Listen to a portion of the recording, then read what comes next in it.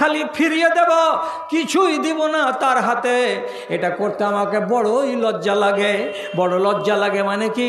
আল্লাহ তাআলা বলছেন তখন আমার মনের ভেতরে এটাই তৈরি হয়, কি করে আমি আমার বান্দাকে খালি ফিরিয়ে দিব। এটা মনে আমার দ্বিধা লাগছে, আমার মনের ভেতরে সংকোচ তৈরি হচ্ছে। আল্লাহ তাআলা তখন বলেন কি, না না, আমার এই বান্দার হাতকে খালি ফিরিয়ে দেওয়া যাবে না।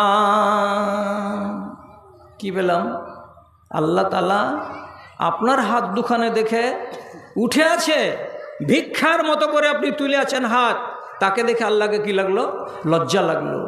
আল্লাহর লজ্জা আর আমাদের লজ্জাতে আসমান জমিনের তফাৎ আছে। মোটা অঙ্গে বুঝেন যে আল্লাহ রাব্বুল আলামিনের ভেতরেও কি আছে? লজ্জাবোধ আছে। ইয়াকে দিব না? কি বলবে লোকটা? কি বলবে মানে? কি বলবে মানে কি? একটু পরেই, 3 দিন পরেই এই লোকটা যদি উল্টা কথা শুরু করে দাও আল্লাহর শানে, কি বলে উল্টা শুরু করবে? হ্যাঁ, কত চাইলাম, দোয়া করে করে হাত উঠিয়ে উঠিয়ে হাতকে মানে ঢিল করে দিলাম, বগলে ব্যথা হয়ে গেল, কিন্তু আল্লাহ তাআলা দেয় না তো। না না না, আল্লাহ গরিবকে দিবে না, আল্লাহ দিবে তো সব লাট সাহেবগুলোকে দিবে। এই যে ফালতু কথাগুলো বেরিয়ে যেতে লাগলো আপনার মুখ দিয়ে, কেন? পেলেন না বলেই তো। আপনার ভিতরে অতটুকু জ্ঞান ছিল না, আপনার ভিতরে সবুর ছিল না, ধৈর্য ছিল না বলে হুট করে আপনি আল্লাহ রাব্বুল আলামিনের বিরুদ্ধে কথা বলতে লাগলেন। তো আল্লাহ তাআলার এইটুকু, আল্লাহ নিজের কথা বলছেন যে আমার ভেতরে এই চেতনাটুকু আছে যে এই বান্দাকে যদি আমি খালি হাত ঘুরাই তো তাহলে এর পরিণামটা কি হবে? উল্টা পাল্টা হয়ে যেতে পারে। তাই আল্লাহ তাআলা বলছেন আমাকে বড্ড হায়া লাগে, আমাকে বড্ড শরম লাগে, আমাকে বড্ড লজ্জা লাগে যে আমি লোকটাকে খালি হাত ফিরাবো কেমন করে, অথচ আমার কাছেও হাত পাতিয়ে চাইছে। ভাই আমার, এটা যদি খারাপ সিফাত হতো তাহলে আল্লাহ তাআলা কি হায়া করতেন? করতেন না। আমার নবী আল্লাহ রাব্বুল আলামিনের পরে আর আমার নবীর মাঝখানে একটা মধ্যখানে ওয়াস্তা আছে, মাধ্যম আছে, সেটা হচ্ছে ফেরেশতাদের দল। ফেরেশতারা তো পাক, এরাকে আল্লাহ রাব্বুল আলামিন খাহেশাত থেকে, মনের বাসনা কামনা থেকে একদম পুরো মাত্রায় পরিষ্কার রেখেছেন। এদের কামনা নেই, এদের বাসনা নেই, এদের চাহিদা নেই, এদের বিবি নেই, এদের বাল বাচ্চা নেই, এদের খানা পিনা নেই, এরা এগুলো থেকে পরিষ্কার। তবুও তাদের ব্যাপারে একদম সহি কথা লেখা আছে, ভালো করে বুঝেন। আল্লাহর ফেরেশতারা শরম করে কি করে না, আর এটা নেক গুণ কি নেক গুণ নয়। একদিন আল্লাহ পাকের নবী হযরতে আয়েশার বাড়িতে শুয়ে শুয়ে আরাম করছেন। মা আয়েশা মৌজুদ আছেন বাড়িতে, কিন্তু রাসূলুল্লাহর নিজের লুঙ্গিটা উঠে আছে। কত দূর পর্যন্ত উঠে আছে যে আল্লাহ পাকের নবীর হাঁটুর উপরের রানগুলোর খানিক খানিক অংশ দেখা যাচ্ছে, রানের কিছু কিছু অংশ দেখা যাচ্ছে। এতটা কাপড় উঠিয়ে রেখে নবী করিম সাল্লাল্লাহু আলাইহি সাল্লাম আরাম করছেন। এমন সময় আবু বকর সিদ্দিকের আওয়াজ পাওয়া গেল। আল্লাহ রসুল বলছেন, আসতে দাও, কে আছো বাইরে, ওকে। রাসূলের কথা শুনে আবু বকর সিদ্দিক রাদিয়াল্লাহু তাআলা আনহু ঘরের ভেতরে ঢুকে গেলেন। রসুলের যে অবস্থা ছিল সেই অবস্থাতেই থেকে গেলেন, কাপড়কে নাড়াচাড়া করলেন না। তারপর আর 2-4 মিনিট পরে আবার ঢুকলেন। কে? তো হযরত ওমর ফারুক রাদিয়াল্লাহু তাআলা আনহু যখন ঢুকে গেলেন তো রাসূলুল্লাহর অবস্থা যেমন ছিল কাপড়ের, ঠিক ওই রকমই থেকে গেল, একটু নাড়াচাড়া করলেন না। তারপর এবার হঠাৎ করে কড়া বেজে উঠল, কে আছো গো? তো বলছে, আমি উসমান গনি রাদিয়াল্লাহু তাআলা আনহু আছি। রাসূলুল্লাহ আসতে বললেন। হযরত উসমান যেমনি ঢুকলেন সঙ্গে সঙ্গে আল্লাহ পাকের নবী বসে গেলেন। আর বসে যাওয়ার পরে নিজের লুঙ্গিটাকে হাঁটু থেকে নিচে নামিয়ে নিলেন, নিয়ে পুরো পাটাকে ঢেকে দিলেন।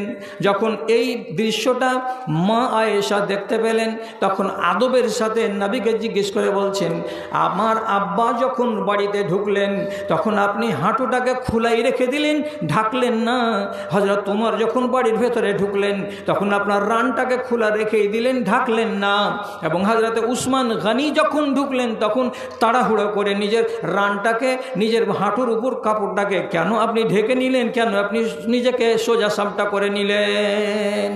কি ব্যাপার? ওই দুজনের বেলা পা ঢাকলেন না, হাঁটু ঢাকলেন না।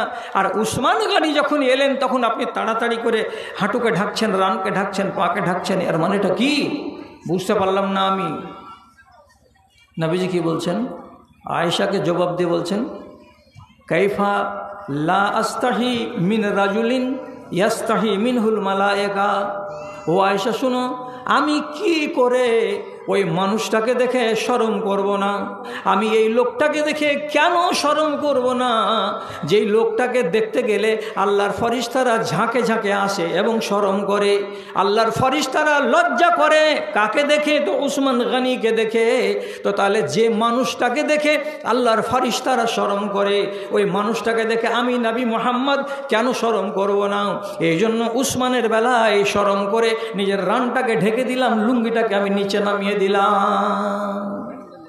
তাহলে হযরত উসমানের সম্মানার্থে আল্লাহর ফরিস্তারা কি করেন? লজ্জা করেন, আল্লাহর ফরিস্তারা শরম বোধ করেন। কি বুঝতে পারলাম? হ্যাঁ, এই ভালো চরিত্র বলেই এই সিফাতটা, এই গুণটা কার ভেতরে আছে? আল্লাহর ফরিস্তাদের ভেতরে আছে।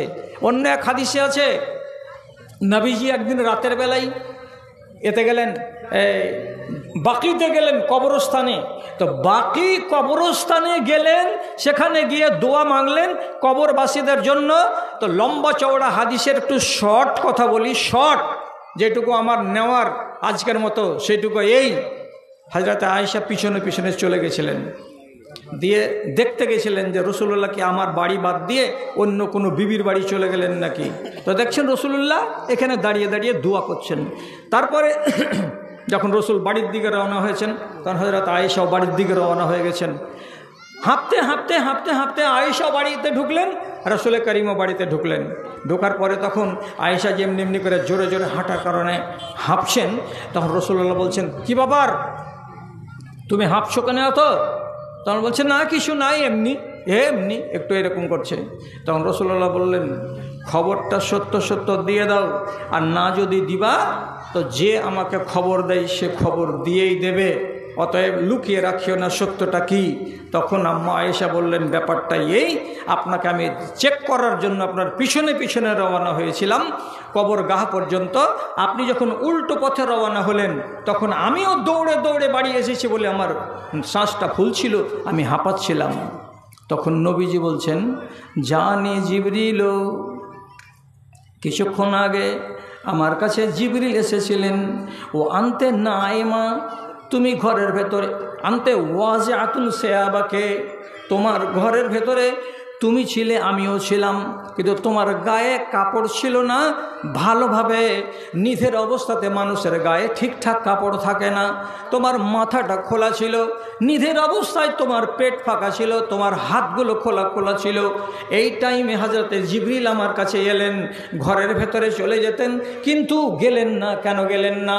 যে তুমি উলঙ্গ, খানিকটা উলঙ্গ হয়ে, খানিকটা আধা উলঙ্গ হয়ে, অর্থাৎ কাপড়কে ফেলে দিয়ে এলোমেলো হয়ে শুয়ে আছো।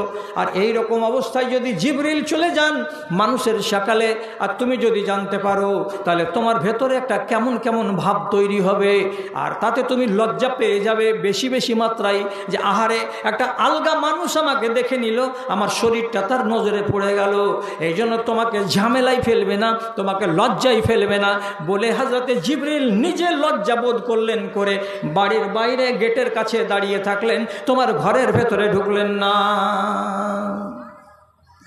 তাহলে হযরতে জিবরিলের মতো ফেরেশতা তিনিও বলছেন যে ওই হাদিস থেকে তিনিও শামিল।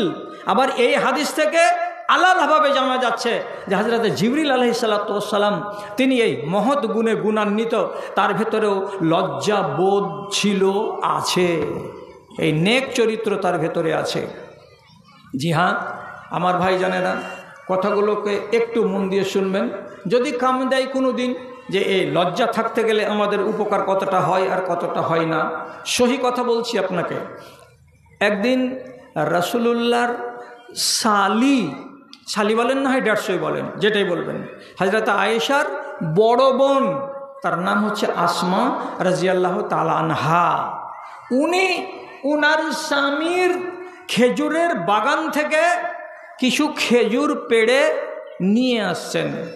কেন যে হযরতে জুবায়ের রাদিয়াল্লাহু তাআলা আনহু ছিলেন খুব কড়া মিজাজের সাহাবী। তিনি নিজের স্ত্রীদেরকে বসিয়ে বসে খেতে দিতেন না।